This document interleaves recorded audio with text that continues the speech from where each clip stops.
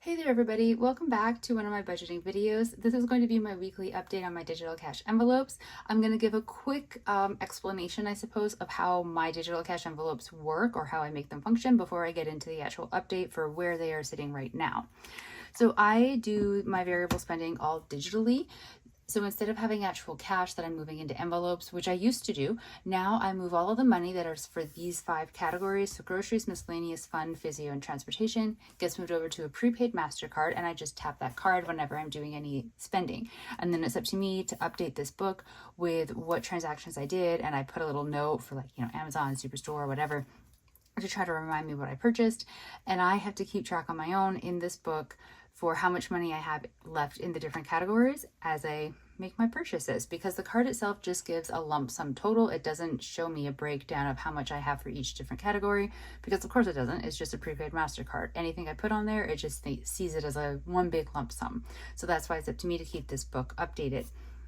Now, the last time I updated it was back on the 22nd, after I had input a bunch of expenses or purchases, I suppose, not really expenses, and was giving you new totals. So groceries for the next 2 weeks, I was going to have a total of $36.99 for spending, which is low even for me. My groceries category had gotten into a negative balance of $43.01, and when I did my budgeting last payday, I had $80 that I could put into the grocery category, but because it had to bring it back up to a negative balance, that meant I only had remaining $36.99, which I knew meant everything was going to be really tight. Miscellaneous, I had a balance of $22.58, but I owed from this category to my Visa card $15.62, so I actually ended up with a balance of $6.96. I had nothing in the fun category, $31.50 in the physio category, and after I added $20 into transportation, I had a balance of $22.16. So that was where I left off, and I just knew that I was going to have to be very careful over the next 2 weeks, so last week and now this upcoming week, to try to not mess this up, because there's not wiggle room with this particular pay period. On the 27th, I had a physio appointment for $15.75. I cannot change this amount. It's for a treatment that I get because of injuries from a car accident. And so this category basically has to stay untouched. I'm okay with the categories floating money from one to the other to help, like say I overspend in miscellaneous, I'm okay with fun contributing money to miscellaneous to help bring it back up to a zero balance or a positive balance. Like the money can float. I don't have it rigidly in its categories, but some of them I don't float because I really can't. So physio is one of them. I can't really touch the money in this category to help out other ones because these appointments come up.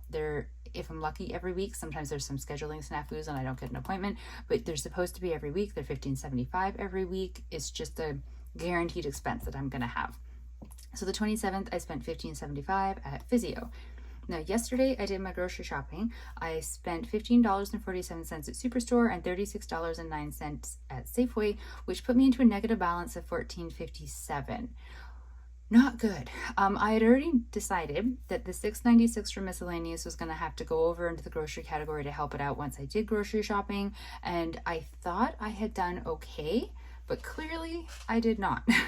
So I did use some of my scene points when I was purchasing at Safeway to lower the total amount that I had to pay. So it could have been even worse, but it's still just like, it's not great. So on these pages, currently it's leaving groceries with a balance of negative $14.57, miscellaneous $6.96, fun 0, physio $15.75, and transportation $22.16 because I had no expenses. I desperately need a car wash. Some birds decided that the hood of my car looked like the perfect place to really go to the bathroom, but I can't afford it quite yet. So switching pages because I ran out of space. Here is what I have done now. So I moved the $6.96 from miscellaneous over to groceries, bringing my groceries balance to a negative $7.61. Miscellaneous now has 0, fun has 0, physio $15.75, transportation $22.16.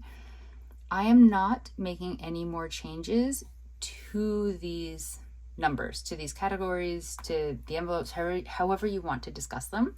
I'm not touching them again until payday. Well, okay, I have a physio appointment, so that will get touched. But I've decided that even though being in a negative balance is not a good thing, these two columns, because they have money in them, and even after I have my physio appointment, there will be enough money in the transportation column to kind of cover for the fact that groceries is in a negative balance. So I'm not going to touch it.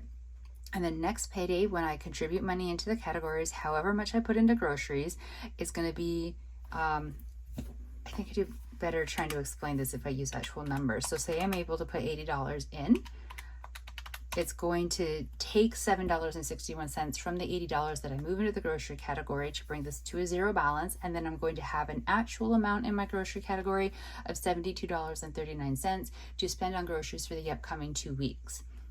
Now, I know that I did that this time when it was negative $43.01, and it left me with a very small amount of money, and it really hurt my capability for grocery shopping within this pay period. And so, like, I know it looks as if it didn't really work out well, but I am in much less of a negative balance now than that time. So I feel that however much I'm able to contribute to the grocery category this upcoming Friday when I have a payday, the $761 being taken out of that deposit into this category, I should be able to sort of handle a little bit better, if that makes sense. Like, it's not going to be more than half of the amount of money that I contribute to this category. It's going to be $7.61.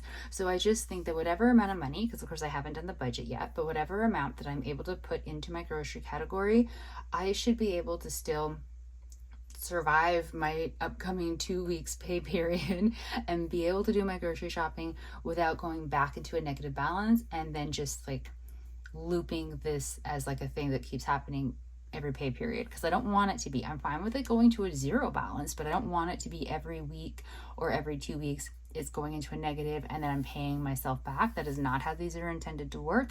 It just happened the last time, and it was with such a big amount that I couldn't kind of eat the cost of bringing the category back up to a zero and still be able to buy groceries. But this, I feel I will be able to kind of eat that cost and still be able to do my grocery shopping without going back into a negative. So that is my plan. That is why I'm not moving money from transportation to bring this to a zero balance. I'm going to leave it at $761 negative. And then on Friday, when I have my payday and I do my budget, I guess I'll find out then how much I can put into the category, and then we will see just how much I'm actually left with for spending. But I think that whatever that amount is, it's got to be better than what I got left with this last time, $36.99, and I should be able to make it work. So that is my plan. This is the update for my digital cash envelopes. The numbers are all very tiny and it's a little bit concerning, I'm not going to lie, but it just means that I'm going to have another week with very tight expenses. I have multiple physio appointments. Dragon boating is kicking up this week, so I need to touch base with a friend who let me park at her place last season, so I didn't have any parking expenses, and I need to see if I can arrange for that again.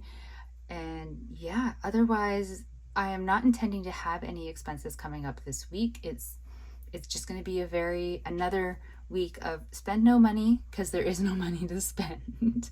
But I think I can do it. I mean, I managed it last week pretty well. I mean, I suppose I feel I managed it pretty well, but maybe you're saying like you overspent on groceries, you failed. I don't know. We all have different ways to interpret things, but that's how I'm choosing to look at it. So that is the update. Thank you all very much for joining me in my budgeting journey and, keeping up to date with me on my digital cash envelopes. I know the numbers don't look great, but I'm actually quite comfortable with where they're sitting at right now. If you do digital cash budgeting, I'd love to hear about how you do the tracking. If you have a book like this, if you have some other way of keeping track of it. I've tried a couple different ways of tracking it over time, and this book seems to be working out well for me, except for when I mess up the math and then it's just utter chaos. But that's user error. That's not the book's fault. And yeah, I don't know. I'm just going to keep rambling if I don't stop this video now. So I'm going to stop it. Thank you very much. I really appreciate you being here. I hope you're all having a really great day and your budget is going well. Please stay safe out there. I will talk to you later. Bye.